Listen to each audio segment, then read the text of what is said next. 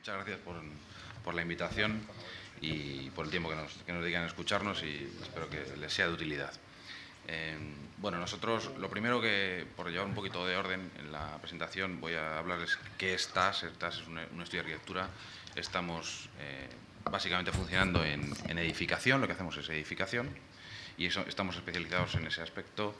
Aquí en España solamente nos configurábamos como un estudio de arquitectura convencional, al uso, y cuando hemos salido fuera pues hemos tenido que dar soluciones, que yo creo que es un tema que lo han comentado antes, soluciones integrales, y entonces nos hemos tenido que configurar básicamente como una arquitectura e ingeniería de edificación en una modificación. Bueno, esto es un portfolio de hace un año, tiene elementos que han variado mucho en este tiempo, porque una vez que te internacionalizas, la cosa va bastante rápido. Como entres en el buen camino, la cosa va bastante rápido y tienes que tomar muchas decisiones muy rápidas y además jugártela todos los días. O sea, quiero decir que no el hecho de conseguir el primer contrato, el segundo, el tercero, el cuarto, o estás en una vena de crecimiento y la aprovechas y todo lo reinviertes y te juegas no solamente lo que ganas, sino lo que no tienes, o si no, probablemente no consigas el éxito y sobre todo la continuidad, porque al final yo creo que este proceso en el que estamos las empresas españolas, las pymes y las grandes, pero sobre todo las pymes, es un proceso de no retorno. Es decir, yo creo que esta crisis nos va a generar a todo el tejido empresarial español que pueda salir adelante pues una posición internacional completamente distinta a la que teníamos, una visión de los mercados internacionales completamente distinta a los que teníamos, y todo esto por ver en positivo la crisis, ¿no? Que yo creo que está teniendo ese factor positivo, aunque bueno, pues está siendo realmente dramática en el país. Bueno, nosotros trabajamos con todo tipo de certificaciones y hacemos algunas certificaciones que son muy útiles en América Latina, sobre todo en el mundo privado, que son las LEED, las BREEAM y todas las certificaciones de coeficiencia, que aunque realmente están casi a veces fuera de contexto, porque sus edificios no son nada ni coeficientes ni pueden estar en la finura en la que podríamos estar en Europa o en Estados Unidos, la realidad es que pues hay una tendencia, porque hay y no quiero hablar específicamente de Panamá porque no es el caso más particular, pero hay cierto esnovismo que viene desde el mundo anglosajón, sobre todo el tema de las certificaciones de las marcas, y hablábamos antes de la formación. Hay gente muy bien formada, pero también hay una tendencia a generar palmarés, ¿no?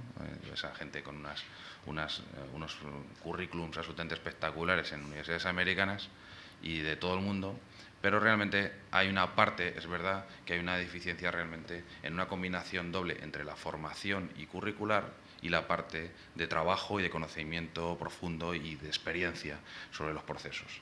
Entonces, yo creo que en España sí que podemos aportar, yo creo que podemos aportar. Nosotros tenemos una experiencia de los últimos 30 años muy importante en mi sector en particular, y creo, bueno, en el caso de la edificación, en el caso de muchísimos aspectos, ¿no? El crecimiento económico español ha tenido factores muy positivos que no debemos tampoco olvidarlos en estos momentos, ¿no? Y ese es el gran puente que nos está permitiendo salir a las empresas españolas, es porque tenemos una experiencia muy reciente. Y en ese sentido también tengo que decir que hay que salir, el que no haya salido ya, tiene que salir ya mañana, porque esa experiencia se acaba. La experiencia tiene valor si es relativamente reciente. En el momento en que pase una serie de años, la experiencia deja de perder ese valor. Y no solamente tiene un valor administrativo, que también lo tiene, y lo digo porque las experiencias se certifican, y todo lo que tenga que ver con 5, 10 años es válido, pero todo lo que sea anterior desaparece prácticamente desde el punto de vista administrativo. Nosotros en España nos dedicábamos a muchos sectores, y cuando salimos a muchas tipologías de edificación, y cuando salimos al extranjero, pues lo que decidimos es, bueno, vamos a ver, nosotros hemos salir fuera a aportar algo. Vamos a coger ese algo que nos hace más específicos y que en la lectura de esos países no lo tienen, o lo tienen mucho, o no lo han podido desarrollar. Simplemente no es que no tengan el conocimiento, no es que no tengan la capacidad, o es que no tengan las ganas, o es que no puedan, sino es que no lo han hecho nunca. Y entonces ese valor es el que nosotros podemos aportar en esos países. Nosotros elegimos el tema sanitario, teníamos una experiencia, tampoco una cosa vastísima. Éramos de las arquitecturas que más experiencia tenían en hospitales de España, sí estaríamos entre las 10 o las 12, pero no éramos los que más. Sin embargo, pues salimos en un determinado momento, y en ese momento pues vino bien éramos de los pocos que estábamos dispuestos realmente a salir. Y salir no solamente a que nos encargaran un proyecto, en el caso de nuestro mercado y también en el caso de las ingenierías, pues antes yo había trabajado en internacional, pero las empresas españolas grandes me encargaban un proyecto en Libia, un proyecto en Argelia, un proyecto en Angola, pero yo hacía mi proyecto, se lo daba y casi que lo mandaba por carta.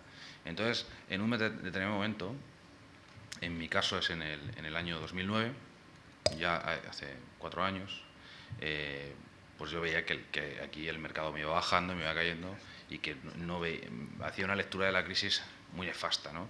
Luego resultó, desgraciadamente, ser así y que en mi caso mi mercado desapareció, o sea, directamente desapareció. O sea, no hay una flexibilidad, no hay una posibilidad de adaptación, sino que simplemente desaparece.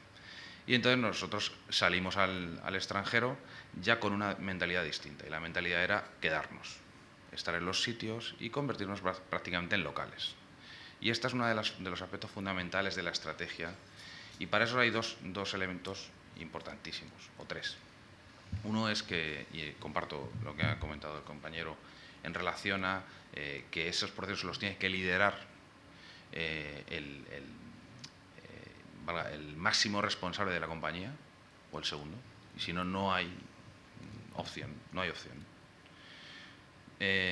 Dos, un tema de sacrificio personal, pero no solamente del máximo responsable, sino de casi prácticamente toda la estructura. Somos una pyme. Yo a la gente que trabaja conmigo le digo, mira, esto no es la Toshiba, aquí no hay un jefe de departamento de tal, aquí todos hacemos de todo, ¿de acuerdo? Y luego, tres, un tema de imbricarte con el país. O sea, tú tienes que ser, al final, tienen que verte como un tipo de allí. A mí me pasa que en algunos casos me ha pasado que la gente piensa que vivo en ese país. Lo que no sabe es que voy todos los meses y que recorro 5 países en un mes. Y que paso 25 días de mi vida fuera en aviones y tal, pero tú al final tú le ves aquí en Madrid a una persona 1 o 2 veces al mes y piensas que vive aquí. Y si además conoces el país, conoces la cultura, yo aprovecho, es que hago turismo porque es fundamental, porque una manera de relacionarte con la gente también del país es hablarle de las cosas positivas, bonitas que tiene su país, de los paisajes, de los elementos culturales, porque eso automáticamente genera una empatía con la gente. Y además eso tiene que ver con el respeto. Y automáticamente tú entras en una relación con la gente que te permite, en mi caso, la relación personal es absolutamente importantísima. O sea, nadie va a encargar un proyecto de arquitectura a un tipo que no conoce a nadie y que es un auténtico, que es anónimo para ellos y que no tiene ninguna vinculación. Entonces yo tengo que trabajar muchísimo las relaciones personales con todos mis clientes o mis potenciales clientes. Y básicamente en todo mi trabajo no solamente es un tema de relaciones públicas, también es el trabajo, pero es implicarte en muchos aspectos. Este mapa, por ejemplo, que es de hace un año, pues ya está desfasado y algunos países pues ya no deberían ni aparecer porque aunque hemos trabajado pues realmente no vamos a incidir, como es el caso de Libia por circunstancias que se han trastocado todo el futuro de este país. Bueno, colaboraciones con muchas empresas y muchas ingenierías de alto nivel. Trabajamos aspectos de I+D+I, estamos certificados y trabajamos aspectos en relación con la industria, y esto es un tema que lo veníamos haciendo en España y esto nos ha permitido, cuando hemos salido, tener una visión de colaboración y de networking con empresas de muchos sectores y que nos ha llevado a generar incluso pues, una estructura que se llama HC Group, que es una asociación que surgió un poco en el entorno nuestro, y que en este momento son más de 20 empresas que están asociadas, que tienen que ver todas con algo del sector sanitario. Prácticamente es casi un lobby, ¿no?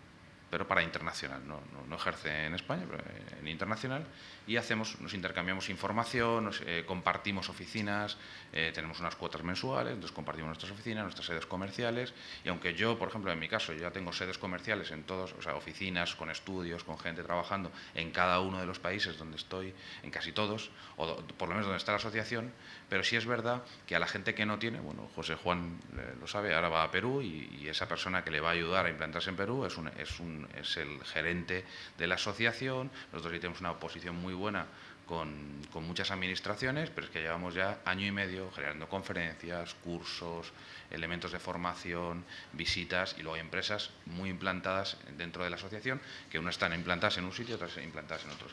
El abogado que te hace la implantación, que te ayuda y demás. Bueno, nosotros hay un tema fundamental aquí también que yo quería comentar y que también lo ha comentado mi compañero de la ingeniería, y es que somos periferia, que los 4 que estamos aquí somos periferia. Bueno, esto no es un elemento exclusivamente geográfico. Esto tiene que ver también con la mentalidad de las empresas y la mentalidad de los que formamos esas empresas. Y ser de provincias, perdón, sí, hay que pedir perdón. Ser de provincias te permite entender probablemente mejor la sociedad latinoamericana y cómo funcionan esos países. Cómo se generan las redes sociales, que son completamente distintas a las nuestras, a las que se viven en las grandes ciudades, donde las redes sociales son con vínculos muy personales entre la gente, donde todo está interconectado, donde hacer una picia te cuesta la vida, pierdes la empresa y pierdes tu prestigio en todo momento. Entonces ese es un elemento absolutamente fundamental, y eso es lo que hace que probablemente las empresas de las pymes, que somos de la periferia, tengamos opciones.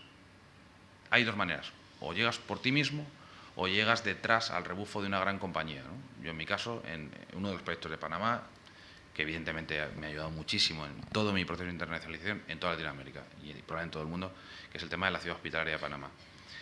Yo lo hice a través de FDC. En realidad la historia es que probablemente FDC se apoyó bastante en mí en ese caso, porque yo ya tenía muy trabajada la situación panameña, ¿de acuerdo? Aunque FDC al mismo tiempo era una empresa muy implantada dentro de Panamá, ¿vale? También nos escogemos en función de las posibilidades que tenemos cada uno, ¿no? Y al rebufo de las grandes empresas. Pero las grandes empresas no siempre tienen ese vínculo con la marca España. Y voy a decir una cosa probablemente políticamente incorrecta en este sitio. Las grandes empresas son mucho más impersonales. Es decir, las grandes empresas van a precio, a condiciones, a plazo y demás. Y quizá mucho más objetivas que nosotros, ¿no? Pero claro, cuando el mercado está reventado por los chinos, está reventado por los coreanos, determinadas nacionalidades, pues es muy complicado que los españoles entremos con esos precios, ¿no? Entonces, sin embargo, las pymes no.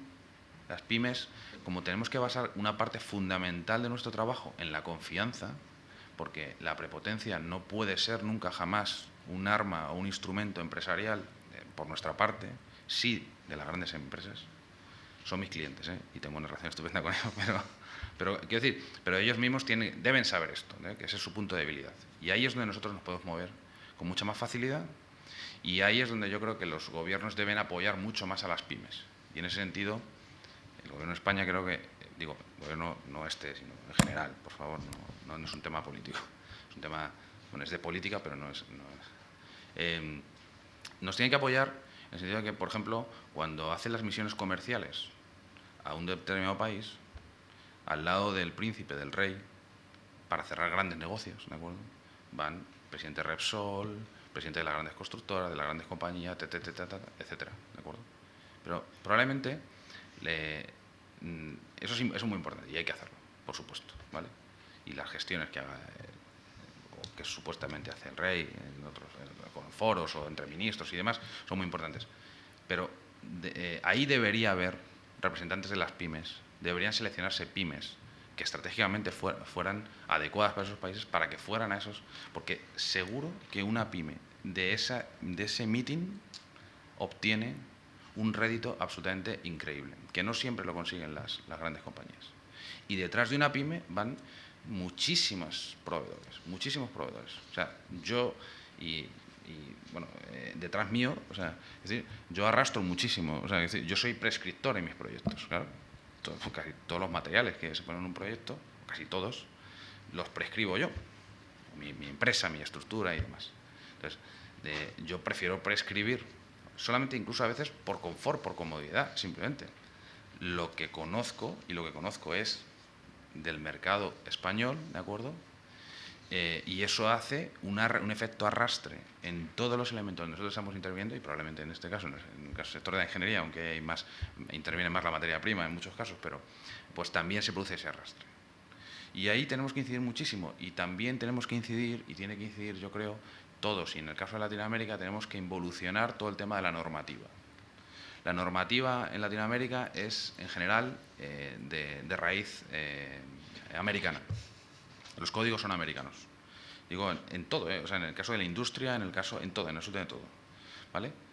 Y ahí creo que hay que generar una estrategia de inteligencia país, ¿de acuerdo? Incluso a nivel de la Unión Europea, para habilitar, no digo anular las anteriores, pero sí habilitar que los códigos industriales y que los códigos de edificación, etc., etc., y que toda la normativa sea admitida la norma europea. Estamos teniendo muchísimos problemas con los marcados CE, estamos teniendo muchísimos problemas con las propias normas de construcción y las exigencias a los materiales y a los sistemas constructivos, y eso está ejerciendo de barrera.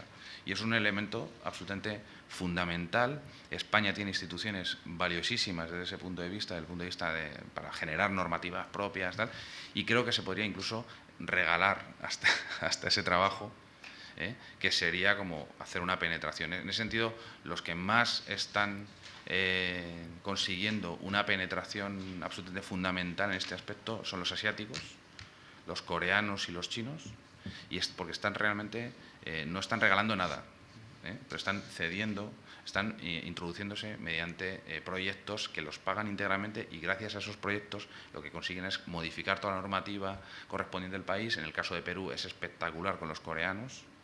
En Centroamérica los chinos regalan estadios de fútbol y a cambio consiguen toda una modificación de normativas, ordenanzas, etcétera. Y bueno, en ese sentido creo que hay caminos y vías y hay líneas de acción que yo creo que se pueden ejercer y que pueden abrir posiciones. Bueno, esto es la organización. Nosotros ahora mismo ya somos más de 60 personas, tenemos 3 delegaciones estables, ni siquiera están actualizadas aquí. Pues ahora mismo en Perú hay 12 personas, en Panamá hay 7 y en Colombia hay 6 personas, ¿no? Esto es de hace un año, o sea, fijaros el crecimiento exponencial de la compañía, ¿no? Nosotros, estos son los países donde tenemos sedes, ¿de acuerdo? Y sedes permanentes y estudios. No estamos generando allí los proyectos los estamos haciendo aquí. Allí se están haciendo realmente lo que es la gestión de proyecto, las direcciones de obra y demás, pero porque en nuestro caso es muy difícil el traslado de la estructura, además no, es un tema bastante complejo, ¿no? Y además tampoco queremos, o sea, queremos seguir siendo lo que somos, ¿no? Y queremos hacerlo aquí y tal. Es verdad que poco a poco según van creciendo ahí las estructuras, vamos generando estructuras paralelas que van produciendo sus propios proyectos, y eso nos va dando también un conocimiento y nos permite bajar, en nuestro caso, el umbral de contratación, que antes lo teníamos más alto y ahora lo estamos bajando. Y bueno, voy a hablar del caso Panamá, porque hasta ahora he hablado de la internacionalización. También os tengo que decir que yo en estos momentos estoy trabajando en más países. Estos 3 estoy centrado, estoy trabajando en más países, estoy intentando abrir mercado en más países. Hoy mismo he llegado a las 12 de Camerún, llevo 6 meses, 5 viajes, tengo ya un contrato firmado, pero es una paliza. Es la otra punta, es una paliza, es como es, y no sé si saldrá bien, y es otro proceso. Y entonces ahí hay un tema fundamental, en el tema de la internacionalización, y es elegir el lugar, la ubicación donde vas a internacionalizarte. O sea, no solamente hay que decir que te quieres internacionalizar, sino el lugar, el momento. No todos los países tienen el mismo tiempo. Yo cuando llegué a Panamá creo que era el momento, tuve la suerte los momentos políticos son muy importantes en estos países, hay que analizarlos muy bien. Por ejemplo, no creo que sea estos meses el momento más adecuado para llegar a Panamá, por ejemplo, pero probablemente sí es el momento para empezar a coger el pulso al país y estar preparado para lo que pase dentro de escasamente a la vuelta de la primavera, ¿no? Que son las elecciones. Y en nuestro caso, porque nos dedicamos a la infraestructura y por tanto está muy vinculado a la inversión pública. Incluso también en estos países la actitud, que es un tema que en Europa probablemente no estamos acostumbrados, pero la actitud del inversor privado está perfectamente condicionada por el aspecto de estabilidad política, porque no ha habido históricamente periodos prolongados de estabilidad política, ¿no? Y Panamá en este caso tiene ese desafío de demostrar que puede generar un periodo mucho más amplio que el de una legislatura de crecimiento y de, bueno, y de bonanza, ¿no? Yo creo, en ese aspecto, yo tengo la total confianza sobre el país. Y luego hay que tener la actitud, que es un poco lo que os hemos ido contando también a nivel personal y tal, y luego la capacidad. Evidentemente tienes que saber si puedes vender algo o no puedes vender algo, y luego hay que tener una, que es la capacidad técnica, y luego tener una capacidad financiera que si no la tienes pues también estás muerto y te puedes equivocar, y entonces a lo mejor solo tienes que elegir un sitio o buscar el socio adecuado para poder vender tu capacidad técnica. Bueno, en el caso de Panamá, nosotros entramos de lleno, estábamos ya hacía un tiempo, pero entramos de lleno con un macro proyecto que es, antes han dicho que era de los hospitales más grandes de Centroamérica, no, es el hospital más grande de Centroamérica, probablemente sea uno de los más grandes de toda Latinoamérica, y en estos momentos pues la obra de edificación, de las 3 o 4 obras de edificación más grandes que están haciendo en toda Latinoamérica, en general, incluyendo Brasil, con los estadios, ¿no? Es una suerte, esto, la vida también, o sea, no solamente es las otras cosas que hemos hablado, sino también pues las circunstancias que te favorecen, te viene el viento, te pasa un tren y te montas, ¿vale? Y en ese momento pues la apostamos y empezamos, ¿no? Bueno, es un proyecto de 220.000 metros cuadrados, 600 millones de dólares de inversión. A raíz de este proyecto pues salen un montón de coletazos, de un montón de situaciones. Bueno, no voy a contar aquí el proyecto, que tampoco es el objeto, ¿no? Y bueno, estas son cosas que hacemos y que vamos ofertando, y que ahora nos vamos ampliando mucho más. Nos hemos metido en la labor de project management, porque los países están demandando, o sea, este tipo de países lo que demanda son soluciones integrales. A mí no me cuentes si esto lo hace fulanito, lo hace menganito, lo hace uno o lo hace otro. Yo quiero que me des esto solucionado.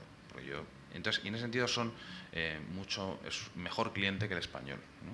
El español intenta a ver si fracciona el contrato y te lo hace y no sé qué, y aquí lo que quieren es, tiene una mentalidad mucho más americana en ese sentido. Bien, bueno, nosotros, distintos países, estas son cosas que teníamos hechas aquí en España, y temas de diseño, bueno, publicaciones y demás. Y yo ahora, un momentito, solamente, perdón, una cosita. Bueno, esta es la ciudad hospitalaria en estos momentos, esto está en construcción, ya es una realidad el proyecto, esto es de hace un mes y medio, ya hay bastante más estructura hecha, es un macroproyecto tremendo, es una bandera del punto de vista del país, en el tema de edificación probablemente es la bandera más importante que tengan, y a raíz de esto, bueno, pues hemos ido, o sea, ya teníamos hechas cosas, pero hemos ido avanzando. Este es el proyecto de tal, este es Ciudad de las Artes de Panamá, hemos licitado en muchas cosas, uno de los aspectos de los servicios que damos es la preparación de licitaciones para empresas grandes españolas y no tan grandes. Nos contratan, hacemos la licitación y en sí mismo ya para nosotros es un trabajo y es una oportunidad a su vez, ¿no? Entonces minimizamos bastante el riesgo, y nosotros lo que le ofrecemos a ellos es que estamos en los sitios y que no solamente hacemos el proyecto aquí, sino que además estamos allí, gestionamos, hacemos toda la gestión con abogados, con documentación, y le preparamos el dossier y la documentación, con lo cual incluso les reduce incluso sus costes internos, ¿no? Entonces, en estos momentos muchos departamentos de estudios de las grandes constructoras pues están reduciendo estructura interna gracias a que con nosotros nos pueden subcontratar el paquete completo, la programación, la parte de valoración, etcétera. Bueno, esto es otra licitación que nos presentamos, no ganamos, es decir, para que veáis un poco los trabajos que hemos ido haciendo. Esto sí lo estamos construyendo, es una policlínica, esto también se está construyendo, es otra policlínica, esto no se está haciendo, bueno, está ahí en un impasse con el MINSA, en Bocas del Toro, esto es otra policlínica también, bueno, los estacionamientos, esto ya es un tema privado, una aproximación a un tema privado, ya es distinto. Bueno, nos vamos metiendo dentro del mundo privado, también es un tema privado, un centro comercial. Bueno, esto es un tema de la obra complementario, que los coletazos. Esto es un centro recreacional, también es otro coletazo de Ciudad Hospitalaria. Esto es una licitación que se entrega este mismo lunes, que es el Hospital del Niño en la Avenida Balboa. Es una primicia, bueno, no lo sabe nadie, lo he puesto para que...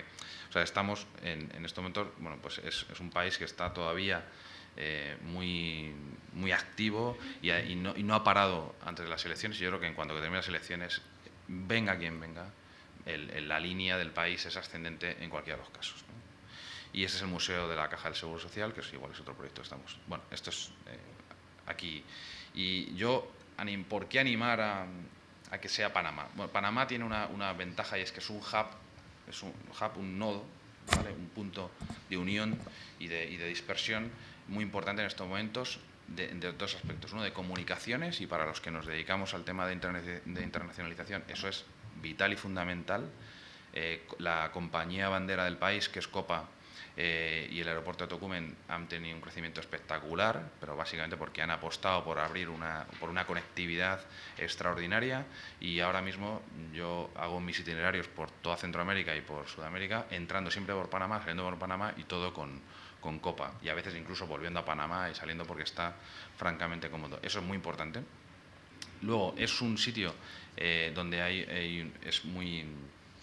o sea, es un hub financiero, quiero decir, trabajar con elementos financieros. Una vez que estás internacionalizado en varios países, los bancos panameños son muy flexibles en el tema de los movimientos de capitales entre países, que eso es un tema muy importante y que bueno, se confunde a veces con el tema porque es aprovechado para otros tipos de actividades, pero no tiene nada que ver con los beneficios económicos que tiene, y financieros, y movimiento de las empresas y flexibilidad. Y bueno, y luego también es un país muy cosmopolita, quiero decir, allí todo el mundo es extranjero. Yo creo que panameño, yo creo que ni los cunas, siquiera, que vinieron de Colombia hace 300 años, pero no, es decir, allí todo el mundo hay de todas las nacionalidades, hay chinos, hay coreanos, hay indios, hay bueno, americanos, italianos, españoles, de distintas generaciones y tal, con lo cual eso hace que la ciudad, que nadie tenga ese sentimiento de nosotros somos de aquí, de toda la vida, y bueno, una cosa como muy castellana, ¿no? Esta cosa aquí. Entonces, eso facilita mucho las relaciones. La gente es muy abierta y muy franca, en términos generales es mucho más franca, por ejemplo, que los colombianos. En Colombia, con el tema de las reuniones, ¿no? Bueno, eso, te puedes salir de todas las reuniones, de todas, encantado, pensando que y luego que te han hecho es un toreo de salón que no te lo puedes ni imaginar y has salido encantadísimo, y son simpaticísimos. Sin embargo, en Panamá son gente bastante franca. Si les gusta, te lo dicen; si no les gusta, te lo dicen, o te ponen un gesto que te permite evaluar, y se parecen realmente en ese sentido bastante a los españoles, y eso facilita mucho. Y eso no pasa en toda Latinoamérica. Los peruanos son distintos a los colombianos, pero tienen otra manera también de encriptar sus mensajes, y los colombianos lo encriptan totalmente, y así sucesivamente. Sin embargo, en Centroamérica en general la gente es más bueno, y hasta aquí.